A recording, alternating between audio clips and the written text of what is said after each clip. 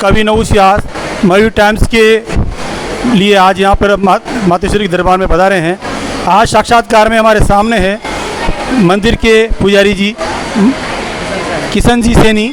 हम मंदिर का कब से स्थापना हुई और पूरा इतिहास के बारे में और आप कब से यहाँ पे सेवाएं दे रहे हैं हम जानकारी करेंगे किशन जी सैनी साहब से। आपका बहुत बहुत स्वागत है।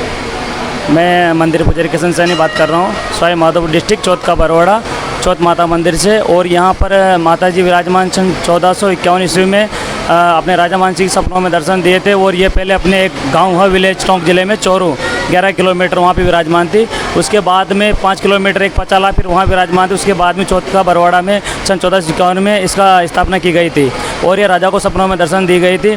और यहाँ पर एक 12 महीने की 12 चौथ को उपवास रखते हैं, जिसमें 4 बड़ी चौथ आती है।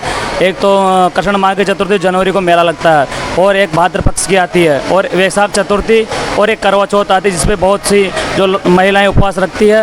और उसमें जैसे लाखों पब्लिक आती है, यहाँ पे बहुत ज़्यादा भीड़ रहती है। बिल्कुल सत्य है। तीज चौथ का तो शायद यहाँ 15-20 दिन का मेला भी लगता है मातेश्वरी के दरबार में। बिल्कुल जनवरी की जो प्रथम मास में जो तीज चौथ आती है उसका लिए मातेश्वरी के दरबार का एक भव्य दर्शन आज हम आपके सामने रख रहे हैं।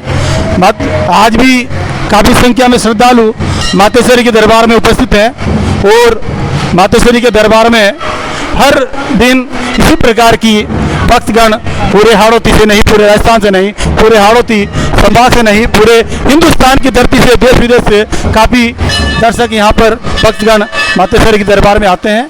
लीजिए, बहुत बहुत धन्यवाद। आज हम आए हैं चौथ का बरवाड़ा माता रानी के दरबार में और आज हम यहाँ के आपको संपूर्ण जानकारी देना चाहेंगे। आज चौथ के बरवाड़ा पावनदान पर आने का हमें सुखद अवसर फिर एक बार प्राप्त हुआ है।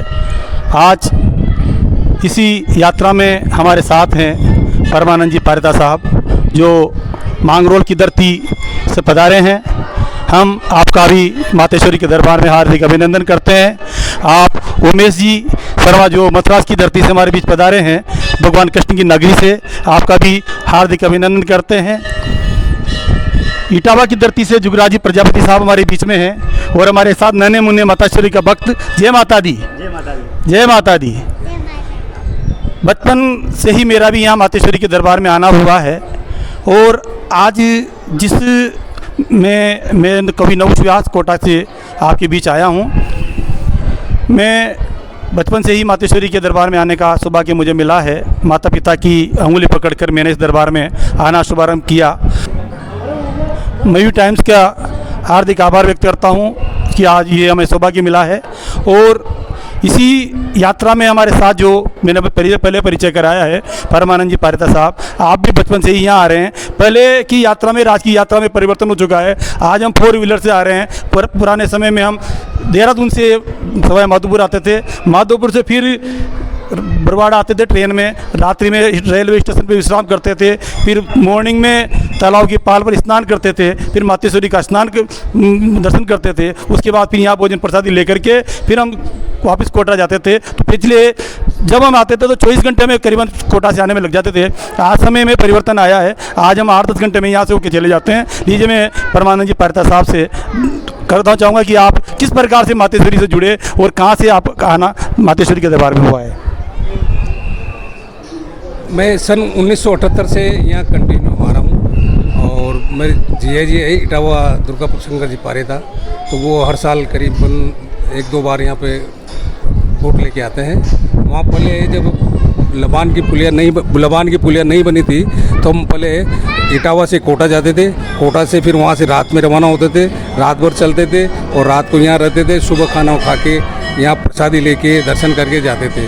आजकल साधन बढ़िया सुचारू रूप से हो गए, वहाँ से गाड़ी से आते हैं और सीधे लबान की पुलिया होगी तो सीधे वहाँ से आते हैं और यहाँ से धन्यवाद। बहुत बहुत धन्यवाद आपका पारिता साहब।